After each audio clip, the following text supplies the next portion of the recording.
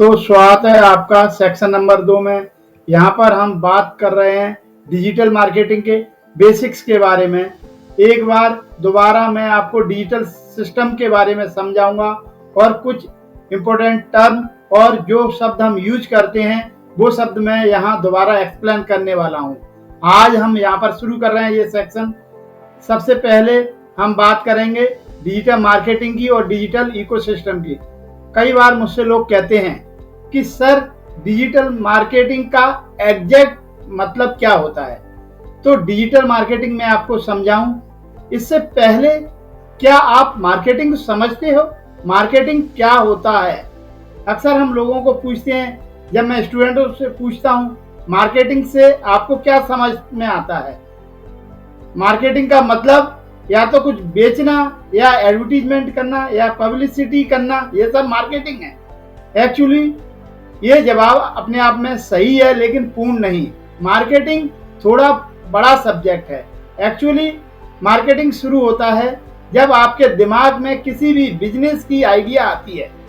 जब कुछ करने का हमारे अंदर ख्याल आता है, मार्केटिंग उसी समय स्टार्ट हो जाता है। क्योंकि हम हमेशा सोचते हैं कि ये काम किया जाए या नहीं। मतलब कोई प्रोडक्ट बनाना है तो हम सोचते हैं कि कितने में बनेगा, कितने में बिकेगा, कितना नफा होना, कितना नुकसान होगा। रिसर्च करते हैं हम अपने दिमाग के अंदर। हम मार्केट में जाकर भी रिसर्च करते हैं, यह सिमिलर काम और कौन कौन कर रहा है, कितने में कर रहा है, प्रॉफिटेबल है कि नहीं है, क्या हम कर पाएंगे कि नहीं, क्या हम उनसे बेहतर कर पाएंगे कि नहीं। ये सारा रिसर्च करना एक्चुअली में मार्केटिंग ही है। अपने प्रोडक्ट या सर्विस क्रिएट करना, उनके बारे में एडवर्टीजमेंट क्रिएट करना, अपने प्रोडक्ट बेचना, उन तक पहुंचाना, ये सब डिजिटल मार्केटिंग में ही आता है।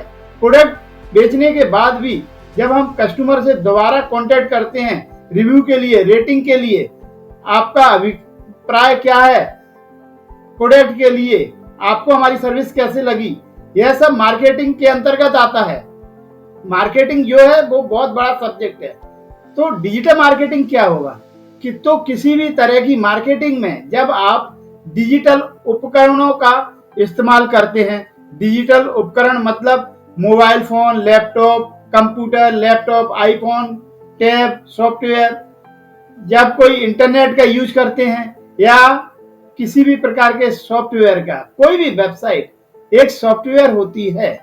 आपके लैपटॉप के अंदर जो भी आप करते हो वो सॉफ्टवेयर के अंदर ही ऑपरेट होता है। आपके मोबाइल फोन के अंदर जितने भी ऐप हैं वो सब सॉफ्टवेयर ही हैं। वो चाहे गूगल हो, फेसबुक हो, इंस्टाग्राम हो, लिंक्डइन हो, ट्विटर हो, यूट्यूब हो, ये सारे ऐप सॉफ्टवेयर ही तो हैं। जैसे कि व्हाट्सएप, हम सब व्हाट्सएप यूज करते हैं अपने बिजनेस के लिए, कम्युनिकेशन के लिए, अपने लोगों से संपर्क बनाए रखने के लिए, इंफॉर्मेशन देने के लिए, लेने के लिए। एक तरीके से मैं कहूं तो व्हाट्सएप ही तो सॉफ्टवेयर है। ये भी तो डिजिटल मार्केटिंग के अंतर्गत आता है। हम पैसे कमाने के लिए जो भी एक्टिविटीज करते हैं, अगर हम उसमें डिजिटल उपकरण यूज कर रहे हैं, इंटरनेट यूज कर रहे हैं, कोई भी ऐप यूज कर रहे हैं, तो हम डिजिटल मार्केटिंग ही कर रहे हैं। अगर आप व्हाट्सएप यूज करते हैं तो हम सब व्हाट्सएप के द्वारा डिजिटल मार्केटिंग का उपयोग कर रहे हैं। सिर्फ हमने इसे सिस्टमेटिकल तरीके से सीखा नहीं। तो है डिजिटल मार्केटिंग के ओवरव्यू। यहाँ पर कोई बहुत सारी गूगल की अंग्रेजी वाली डेफिनेशन नहीं बता पा रहा हूँ। मैं आपको यहाँ बिल्कुल सिंपल करके बता रहा हूँ। आपको कंप्यूटर आता हो या ना आता हो, फिर भी आप यह आसानी से सब कुछ सीख पाओगे। यही होता है डिजिटल मार्केटिंग। अब समझिए कि डिजिटल दुनिया में बहुत सारे लोग प्रयत्न करते हैं अपने बिजनेस को बढ़ाने के लिए। कोई वेबसाइट बना रहा है, कोई यूट्यूब का चैनल कर रहा है, कोई इंस्टाग्राम के फोटो डाल रहा है, कोई स्टेटस पे स्टेटस बदल रहा है। कोशिश बहुत लोग करते हैं, उन्हें लेकिन सक्सेस नहीं मिल पाती। उन्हें सक्सेस नहीं मिलती क्योंकि उन्हें डिजिटल दुनिया में सक्सेसफुल होने का फॉर्मूला नहीं है। इस फॉर्मूले का नाम है, वो है डिजिटल इकोसिस्टम। डिजिटल इकोसिस्टम इस फॉर्मूले का नाम है। डिजिटल इकोसिस्टम क्या होता है? मेरे बेसिक इकोलॉजी के वाले कोर्स में मैंने डिटेल में बेसिक डिजिटल इकोसिस्टम डिटेल में मैंने बताया है। ये होता है डिजिटल इकोसिस्टम। ये जो आपके सामने अभी डायमंड शेप का एक चित्र आ रहा है, ये वो प्रेजेंटेशन है डिजिटल इकोसिस्टम का। बस इसे मैं एक्सप्लेन कर रहा हूं। सबसे पहले सोचिए हम काम क्यों करते हैं। जो भी हम बिजनेस करते हैं, सर्विस करते हैं, हमारा गोल क्या होता है, मकसद क्या होता है? हमारा मकसद होता है प्रॉफिट कमाना, प्रॉफिट इंक्रीज करना। ओके, प्रॉफिट कब इंक्रीज होगा? प्रॉफिट तभी ज्यादा होगा जब हमारी सेल बढ़ेगी, हमारे पास नए कस्टमर जुड़ेंगे, हमारे पास नए बिजनेस होंगे, नए क्लाइंट होंगे, प्रोजेक्ट होंगे। अब सोच कर देखिए, अगर डिजिटल दुनिया में हमें हमारी सेल बढ़ानी है, नए कस्टमर जोड़ने हैं, तो सबसे पहले हमारे पास एक डिजिटल दुकान होनी चाहिए, जहां पर लोग आए, हमारे बारे में जानें, हमारे बारे में जानकारी लें, हमारे प्रोडक्ट देखें, सर्विसेज देखें। अगर उन्हें अच्छा लगे तो हमसे संपर्क करें, या खरीदना चाहें तो वहीं पे खरीद दें, ट्रांजैक्शन हो। यह सब करने के लिए हमें CMS कंटेंट मैनेजमेंट सिस्टम की जरूरत पड़ती है, जिसे हम डिजिटल दुकान या डिजिटल ऑफिस कहते हैं। जो होती है हमारी वेबसाइट हमारी डिजिटल प्रेजेंस होती है। कई बार हम वेबसाइट बनाने से डरते हैं, इंस्टाग्राम कर लेंगे, फेसबुक कर लेंगे, यूट्यूब कर लेंगे, लेकिन वेबसाइट नहीं बनाएंगे। लेकिन ध्यान रखिए, ये फेसबुक, इंस्टाग्राम, यूट्यूब, ये सब जो प्लेटफॉर्म है, ये आपके नहीं हैं। आप उनके प्लेटफॉर्म पर हो। जो उसके ओनर हैं, उन्होंने आपको वो प्लेटफॉर्म दिया है। वो जब तक आपको देंगे, उन्हें जब तक आपसे फायदा होता रहेगा। जिस टाइम उन्हें फायदा होना बंद हो गया तो आपको वो हटा देंगे, या गवर्नमेंट का कोई रूल चेंज हो गया तो आप दिक्कत में आ सकते हो। जैसे कई लोग टिकटॉक पर थे, जैसे ही गवर्नमेंट ने टिकटॉक को बंद कर दिया, सारे इन्फ्लुएंसर को बहुत बड़ी परेशानी का सामना करने पड़ा। अगर आप सस्टेनेबल लॉन्ग टर्म विचार के साथ बिजनेस डेवलप करना चाहते हैं तो सबसे पहले आपकी वेबसाइट होना जरूरी है। अब आपके वेबसाइट की जानकारी, इंफॉर्मेशन आपके क्लाइंट, कस्टमर तक कैसे पहुंचेगी? जब ये सारी इंफॉर्मेशन गूगल पे आप डालेंगे तो इंफॉर्मेशन क्लाइंट तक आसानी से पहुंचेगी, क्योंकि गूगल एक सर्च इंजन है जिस पर लोग इंफॉर्मेशन ढूंढते हैं। अगर गूगल को पता है आपकी वेबसाइट के बारे में तो गूगल इंस्टेंटली ये जानकारी कस्टमर तक पहुंचा देगा आसानी से। अगर नए कस्टमर तक आप पहुंचना चाहते हो, नए लोगों तक पहुंचना चाहते हो, तो जरूरी है कि आप अपने प्रमोशन और ऑफर्स, उन पर एडवर्टीजमेंट यूज कीजिए। जब हम एडवर्टीजमेंट यूज करेंगे, पे पर क्लिक कहते हैं, एडवर्टीजमेंट होती है सर्च इंजन पर भी, गूगल, यूट्यूब पर भी, जिसे हम सर्च इंजन मार्केटिंग कहते हैं, और ये होती है सोशल मीडिया पर भी, फेसबुक पर भी ऐड लगा सकते हो। इन्हें हम सोशल मीडिया मार्केटिंग कहते हैं। एक बार ये ऐड आपने यूज करना शुरू कर दिया तो आप कम समय में ज्यादा से ज्यादा लोगों तक पहुंच सकते हैं। लेकिन ये इनऑर्गेनिक तरीका है ट्रैफिक लाने का, यानी आपको पेमेंट करना पड़ती है ऐड के लिए, पैसे खर्च करना पड़ते हैं। तो बिना पैसे खर्च किए अगर आप लोगों तक पहुंचना चाहते हैं तो उसे ऑर्गेनिक रीच कहते हैं। ऑर्गेनिक मतलब बिना पैसे खर्च किए कस्टमर तक पहुंचना। ऑर्गेनिक रीच के लिए आपको जरूरी है SEO, यानी कि सर्च इंजन ऑप्टिमाइजेशन। कि गूगल पर कोई सवाल पूछता है, जैसे कोई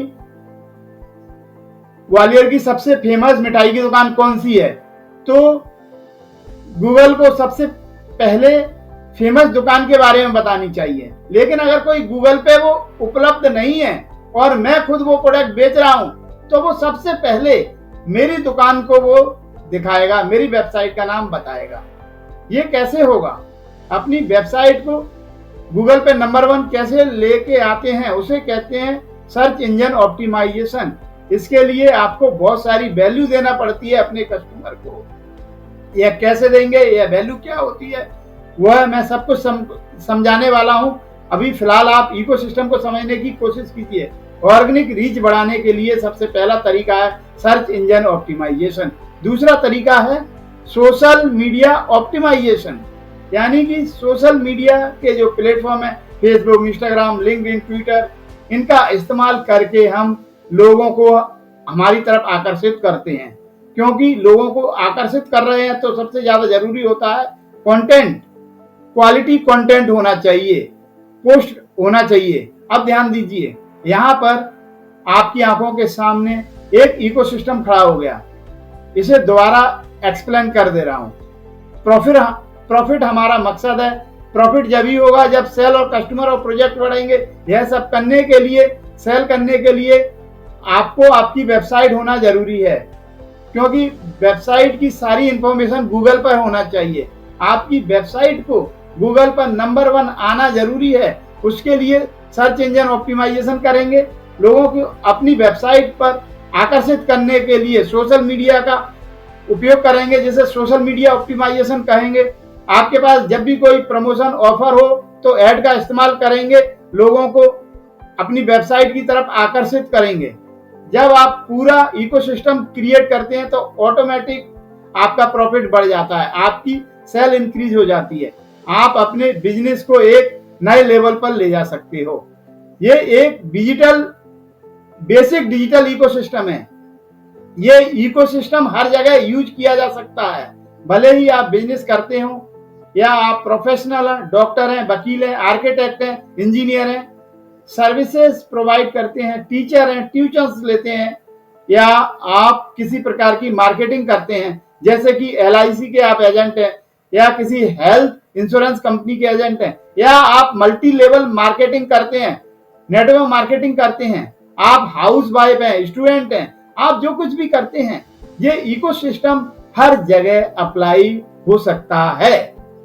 तो डिजिटल मार्केटिंग और डिजिटल इकोसिस्टम को समझाते समय मैंने कई सारे नए शब्द इस्तेमाल किए जो शायद आपके लिए नए हो, तो आपको समझ में ना आया हो, तो आपको एक बार क्लियर कर देता हूं हर शब्द का मतलब क्या होता है। जब मैं कहता हूं कंटेंट, कंटेंट का मतलब होता है इमेजेस, वीडियोस, टेक्स्ट। जब भी हम वेबसाइट बनाते हैं तो हम उस पर कुछ ना कुछ फोटोग्राफ डालना पड़ते हैं, इमेजेस डालना पड़ते हैं। यही इमेजेस हम फेसबुक पे पोस्ट करते हैं, इंस्टाग्राम पे पोस्ट करते हैं। ये इमेज होती है जो कंटेंट होता है। हम कुछ वीडियो बनाते हैं यूट्यूब पे डालने के लिए, रील्स हो, शॉर्ट हो, यह सब कंटेंट में आता है।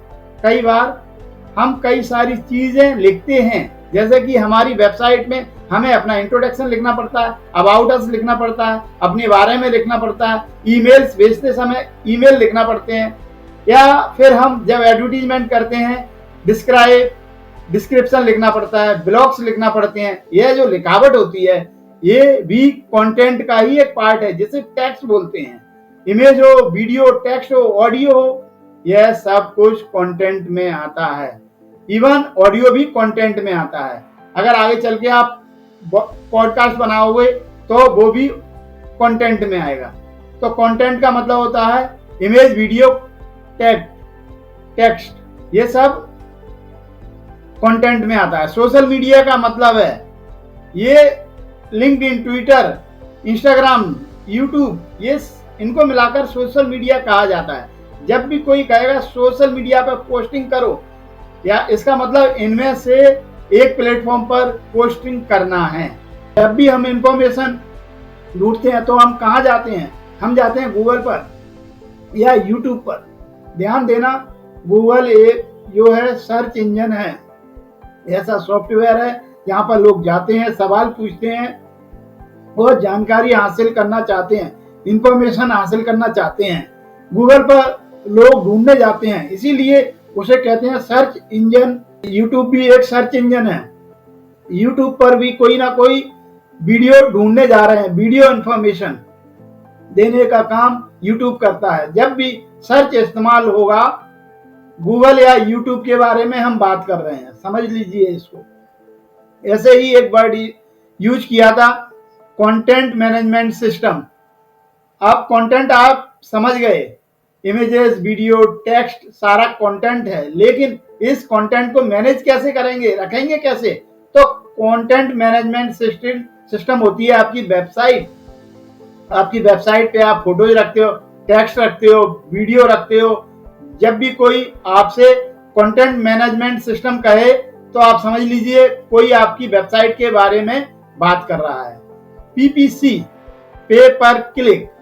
पे पर क्लिक का मतलब होता है एडवर्टीजमेंट, जो आप गूगल पर, यूट्यूब पर, फेसबुक पर, इंस्टाग्राम पर दिखाते हैं उसे पीपीसी एड कहते हैं, पे पर क्लिक एड। क्योंकि जब जब कोई उस पर क्लिक करेगा तब तक आपको पैसे चार्ज होंगे, पैसे देना पड़ेंगे, इसीलिए इसे पे पर क्लिक कहा जाता है। एक शब्द आप कई बार सुनेंगे जिसे कहते हैं ट्रैफिक। कोई कहेगा आपके पास कितना ट्रैफिक है, इसका मतलब क्या है? ट्रैफिक मतलब आपकी वेबसाइट पर कितने लोग आ रहे हैं। आपकी वेबसाइट पर, आपके यूट्यूब पर, आपके फेसबुक पर जब लोग आते हैं तो उसे ट्रैफिक कहा जाता है। इन जनरल इसे ट्रैफिक कहते हैं। ट्रैफिक दो प्रकार की होती है, एक होती है ऑर्गेनिक। ऑर्गेनिक मतलब जिसके लिए आपको पैसे नहीं देना पड़ते। एक दूसरी होती है इनऑर्गेनिक, का मतलब होता है पेड, जिसके लिए पैसे देना पड़ते हैं। एग्जाम्पल देता हूं, यूट्यूब पर मैंने वीडियो डाल दिया और वीडियो में कहा अगर आपको मेरा कंटेंट पसंद आया तो डिस्क्रिप्शन में मैंने वेबसाइट पर आइए। ये ऑर्गेनिक ट्रैफिक है, इसके लिए मैंने कोई पैसे खर्च नहीं किया। यूट्यूब पर मैंने वीडियो डाला, फ्री में वीडियो देखा, लोगों ने उस पर क्लिक किया और वो ट्रैफिक मेरे पास आ गया, इसे कहते हैं ऑर्गेनिक ट्रैफिक। अगर यूट्यूब पर मैं दूसरे के वीडियो पे अपना एडवर्टीजमेंट दिखा रहा हूं, किसी दूसरे का वीडियो स्टार्ट होने से पहले मेरा ऐड आ रहा है, तो उस पर जब मैं कहूंगा कि वेबसाइट पे आइए तो इसे इनऑर्गेनिक ट्रैफिक कहते हैं। ओके, आगे कई बार हम लीड का मतलब होता है पॉसिबल कस्टमर। एक एग्जांपल देता हूं, जब कोई गूगल पर जाके ढूंढता है best digital marketer near me, उसके बारे में बताओ। अगर ऐसे व्यक्ति का आपके पास नाम, ईमेल आईडी, मोबाइल नंबर आ जाता है और आप डिजिटल मार्केटर हो तो आपके लिए यह लीड बन जाता है, एक संभावित क्लाइंट। आप एक डिजिटल मार्केटर हो और आपके पास तीनों चीजें आ जाएं, मोबाइल नंबर, नाम, ईमेल आईडी, तो इसे लीड कहते हैं, जो आगे चलकर आपका कस्टमर बन सकता है। ओके, लीड के बाद समझते हैं डिजिटल मार्केटिंग के जो एप्लीकेशंस हैं ये क्या हैं। डिजिटल मार्केटिंग के इस्तेमाल कहाँ कहाँ होने वाला है, ये इकोसिस्टम कैसे यूज होगा। तो ये इकोसिस्टम आपका एग्जिस्टिंग बिजनेस बढ़ाने के लिए, जो भी बिजनेस आप कर रहे हो, जो भी आप जॉब कर रहे हो, वहां पर आपको बेटर पोजीशन में ले जाने पर के लिए, आपका प्रॉफिट इंक्रीज करने के लिए आप इसको यूज करोगे। इसी की मदद से आप लीड जनरेट कर सकते हो। लीड जनरेट कैसे किया जाएगा आगे चल के हम सीखेंगे। इनमें से हर एक सब्जेक्ट में मैं आपको इस कोर्स के लास्ट में 11वें सेक्शन में डिटेल में जाके समझाऊंगा, सिखाऊंगा। अभी मैं ओवरव्यू दे रहा हूं। आप लीड जनरेट कर पाओगे, आप अपना इन्फ्लुएंस बढ़ा पाओगे, आप खुद की ब्रांडिंग कर पाओगे इस नॉलेज की मदद से। तो अगर ऑनलाइन रेपुटेशन मैनेजमेंट सिस्टम का उपयोग कर रहे हो, ध्यान रखिए, अगर आप किसी भी बिजनेस के साथ कम्युनिकेशन करने से पहले, कुछ खरीदने से पहले रिव्यू देखते हैं। अगर दुनिया आपके बारे में अच्छा बोल रही है तभी आप लोगों को आकर्षित करेंगे।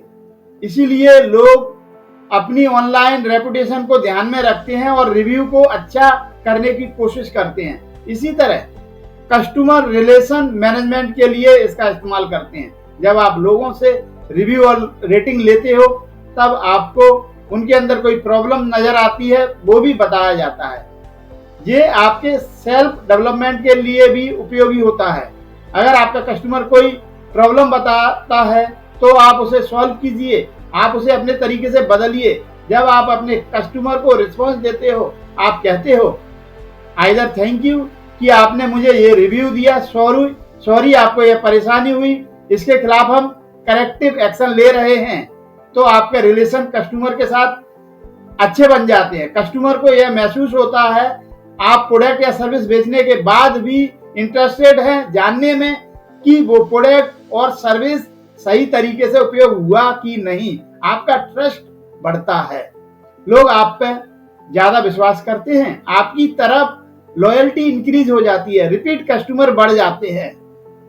ये होता है CRM, कस्टमर रिलेशन मैनेजमेंट। मानकर चलिए अभी आपके पास कोई खास इनकम नहीं है, आप स्टूडेंट हैं या हाउसवाइफ हैं, या अभी आपके पास कोई इनकम नहीं है, या आप अभी नहीं कर रहे हो कुछ भी, तो आपको डिजिटल मार्केटिंग हेल्प करता है एक नया इनकम सोर्स क्रिएट करने के लिए। जिनके पास ऑलरेडी इनकम है उन्हें हेल्प करता है मल्टीपल सोर्स बनाने के लिए, एक से ज्यादा इनकम क्रिएट करने के लिए। अब इसमें आपके पास कई सारे ऑप्शन हैं, जैसे कि कंटेंट मार्केटिंग। जब आप YouTube का चैनल बनाते हो, उस पर वीडियो डालते हो, अगर आपके वीडियो YouTube एडवर्टीजमेंट दिखाना शुरू करता है तो आपको उसके लिए पैसे मिलते हैं, इसे कंटेंट मार्केटिंग कहते हैं।